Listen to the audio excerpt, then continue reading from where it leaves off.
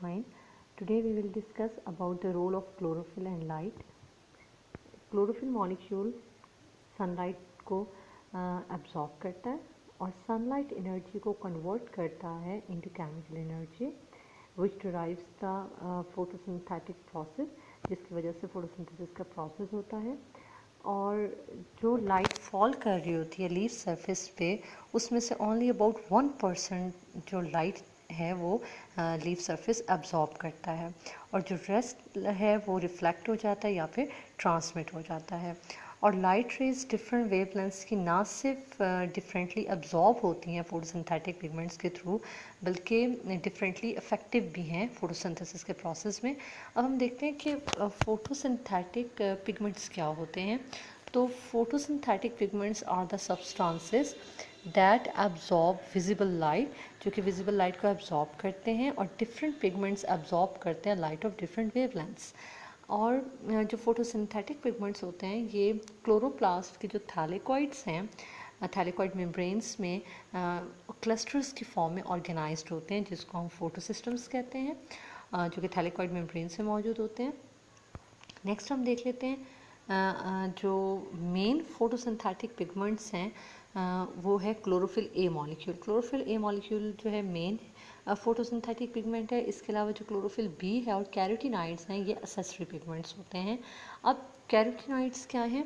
Carotenoids are yellow और red to orange colour pigments which absorb different wavelengths of light और protect करते हैं chlorophyll को from intense light से, और एब्जॉर्ब करते हैं एंड ट्रांसफ़र करते हैं light energy to chlorophyll a, that's why called accessory pigments.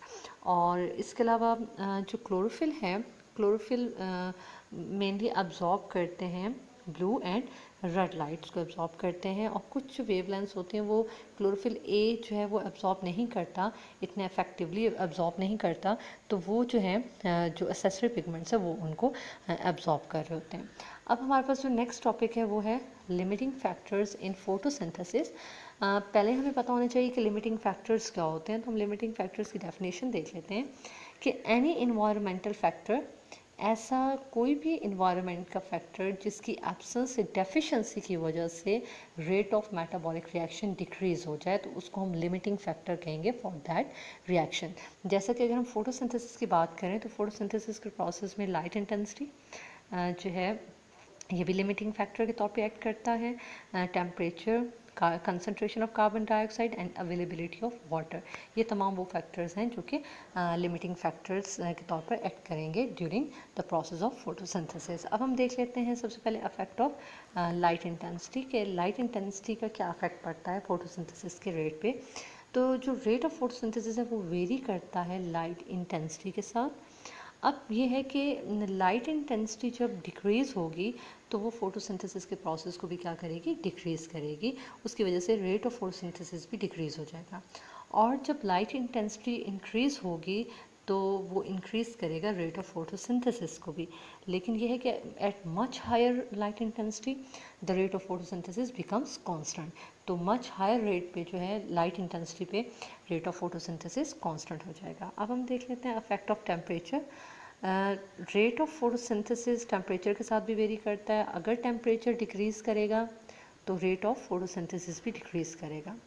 अगर टेम्परेचर इंक्रीज़ होगा तो उसकी वजह से जो रेट ऑफ फोटोसिंथेसिस है वो भी इंक्रीज़ होगा ओवर अ लिमिटेड रेंज तक। टेम्परेचर अगर इंक्रीज़ करता है तो रेट ऑफ फोटोसिंथेसिस भी इंक्रीज़ होगा। लेकिन अगर लाइट इंटेंसिटी लो है और टेम्परेचर इंक्रीज़ कर रहा है तो has little influence on the rate of photosynthesis. अब हम देख लेते हैं effect of carbon dioxide concentration, कि कार्बन डाइऑक्साइड की कंसनट्रेशन कैसे अफेक्ट करती है।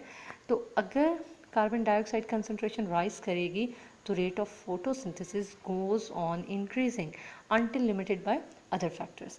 और इसी तरह अगर कार्बन डाइऑक्साइड की कंसनट्रेशन इंक्रीज़ करती है बियॉन्ड अ सर्टन लेवल, तो क्या होगा कि स्टोमेटा का क्लोजर हो जाएगा और it decreases the rate of photosynthesis.